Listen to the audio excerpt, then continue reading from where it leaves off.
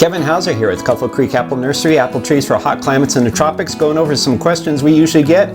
One of the biggest questions I always get is, can I pot my trees before planting them out to the field? My first answer is, it's always a better idea to plant your trees directly in the field than potting them.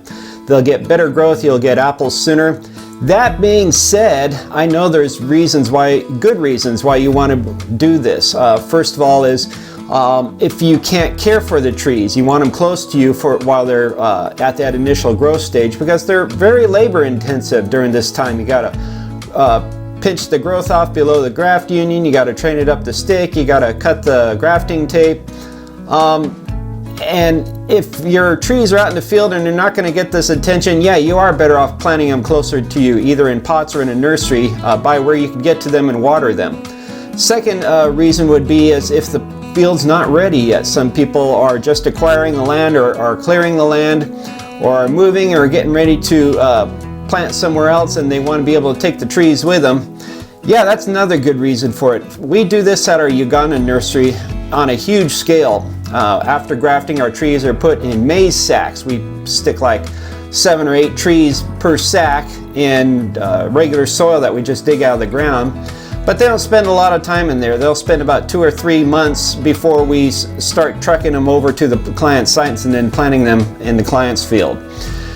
Next question is, what type or how big of a pot do I plant them in?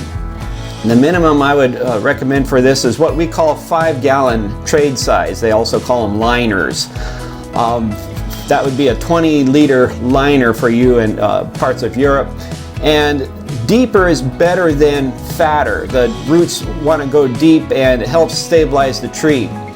When you're planting the bench graft in these pots, you want to plant it as deep as possible. Usually the bottom of the bench graft is sitting on the bottom of the pot. The way I do it is I put a shovel full of dirt in the pot, stick the bench graft in all the way down, and then backfill it, the rest of it, and that helps hold the bench graft up straight to be able to compact the dirt around it. If it's going to be more than a year, more than one season, I'd say at least a 15-gallon one. Here's a shot of some 15-gallon ones that we use, and the deeper ones in this photo are working out better than the fatter ones. Next question, what kind of soil? Now, I can unequivocally say that commercial potting mixes have been an utter disaster every time we tried them. I don't know what it is about them. I suspect it's because they hold water too long.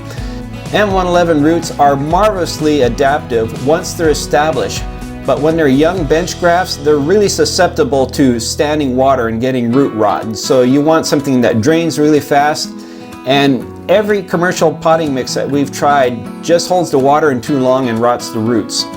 Another problem with them is sometimes there is uncomposted organic material.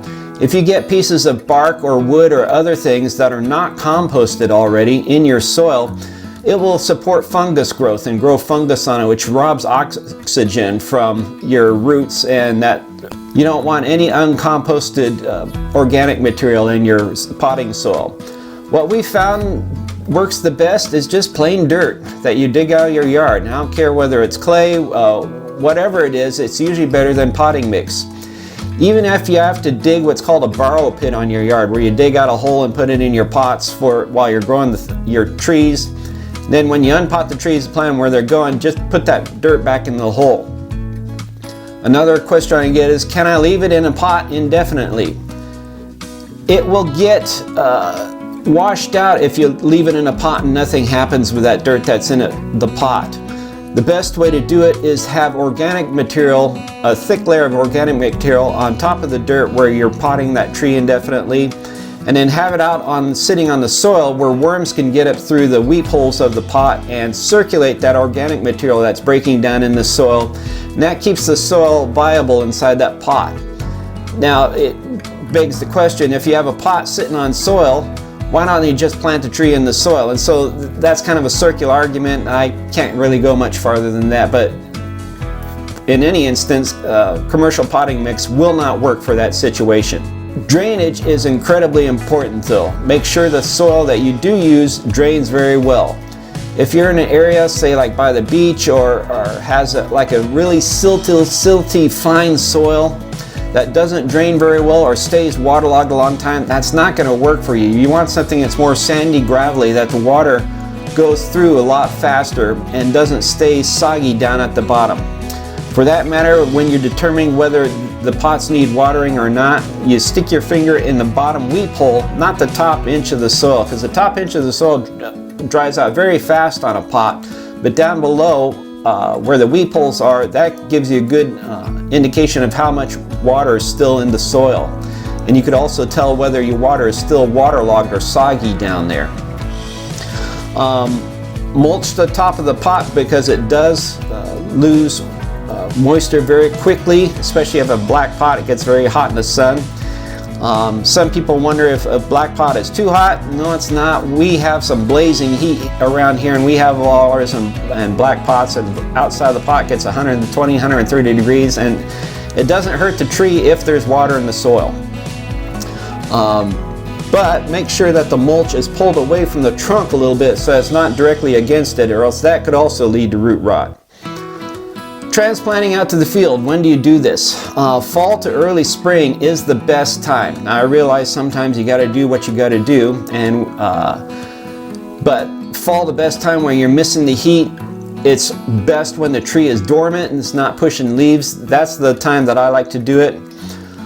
When we transplant at our African nursery, we dig a huge hole. They dig a hole like 5 feet by 5 feet by 2 feet deep. They do this to break up the clay that's out there, and the trees really respond to it. The roots push through this uncompacted soil a lot better, and they get tremendous growth out of it there. Here you may not want to be digging that biggest holes. I have a video here of the type of hole that I dig for ours. These trees were left over from grafting, so I potted them and they stayed in pots for a couple of years, and it was time to plant them out in the yard, so I dig a big hole.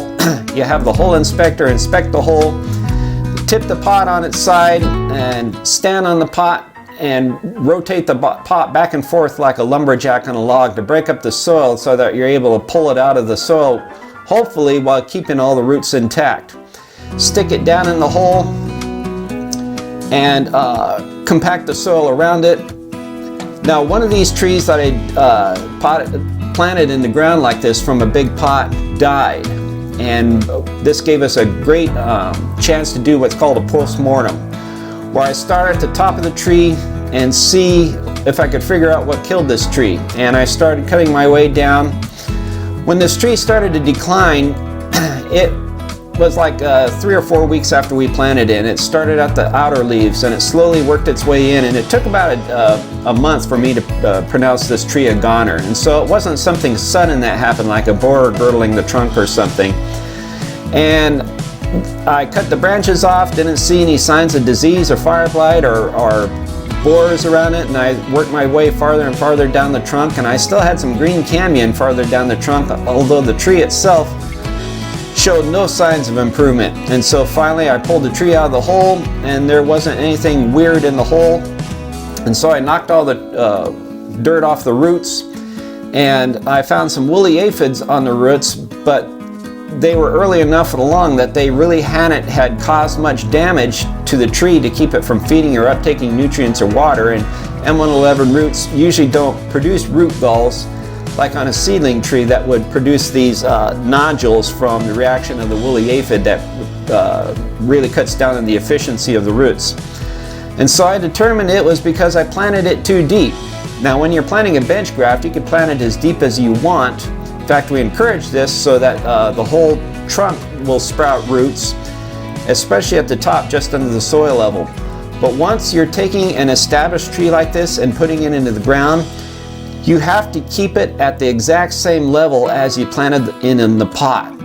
Now, M111 also has a property called aerial burr knots, where it will try to sprout roots above the ground, the length of the rootstock up until you get to the graft union with the scion. And a lot of people don't like these. They're ugly. They say they attract bugs, or you can't get at woolly aphids that get in them or something. They're really not that harmful, but it is best to plant it as deep as possible so that most of this trunk is underground, and these aerial burr knots make roots that are useful to the tree.